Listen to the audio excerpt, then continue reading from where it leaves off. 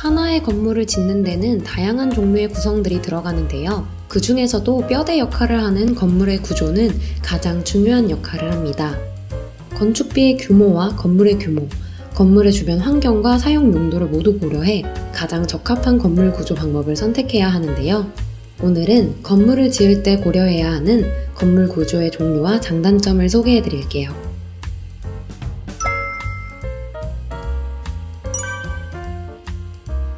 철근 콘크리트 구조는 말 그대로 철근과 콘크리트를 함께 사용해 건물의 뼈대를 만드는 방식입니다. 콘크리트 자체만으로 건물을 짓게 되면 유연성이 부족해서 지진과 같이 건물이 흔들리는 상황에 문제가 생길 수 있는데, 이에 철근을 더해서 건물이 지진으로부터 조금 더 안전할 수 있도록 보강한 것이 철근 콘크리트입니다. 콘크리트의 성질과 철근의 성질이 서로 보완하는 구조이며 국내에서 가장 흔히 볼 수 있는 구조입니다. 보통 도심에서 많이 활용되고 아파트, 빌딩과 같이 고층 건물에서 많이 활용됩니다. 철근 콘크리트는 안전하고 화재에 강하다는 장점이 있습니다. 또한 앞서 말했다시피 지진에 강하고 유지관리가 쉽습니다. 하지만 철근 콘크리트는 가격이 비싼 편이며 벽을 두껍게 해야 하기 때문에 공간적인 효율이 좋지 않습니다. 콘크리트를 시공할 경우 콘크리트를 붓기 위한 틀을 짜고 콘크리트를 넣고 붙이는 모든 과정이 포함되기 때문에 시공 과정이 길고 단열에 취약해서 결로가 쉽게 발생합니다. 또한 환기가 제대로 되지 않을 시 곰팡이가 쉽게 생기기도 합니다.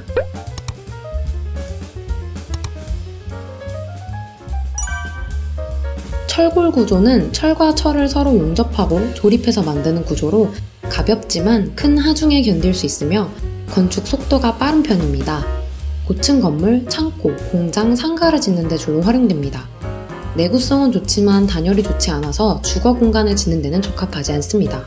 만약 이 철골 구조 주위에 철근을 배치하고 콘크리트를 부어 붙인다면 철골, 철근, 콘크리트 구조가 됩니다. 철골과 철근, 콘크리트가 각각 갖고 있는 단점을 보완하는 구조로 여러 방면에서 가장 튼튼하고 안전한 구조입니다. 설계의 자유도도 높아지는 장점이 있지만 중량이 크고 공사비가 비싸며 공사 기간이 길어진다는 단점이 있습니다.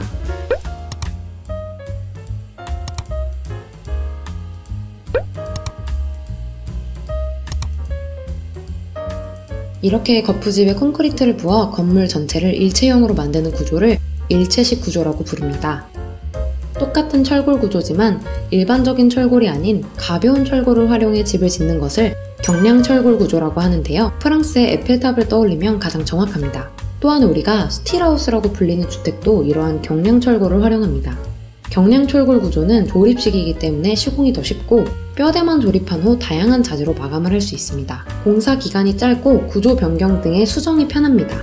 무엇보다 철거된 재료들을 재활용할 수 있기 때문에 친환경적이라는 장점이 있습니다. 하지만 열 전도율이 높아서 기온차에 의해 결로가 쉽게 생기고 소음이 잘 차단되진 않습니다.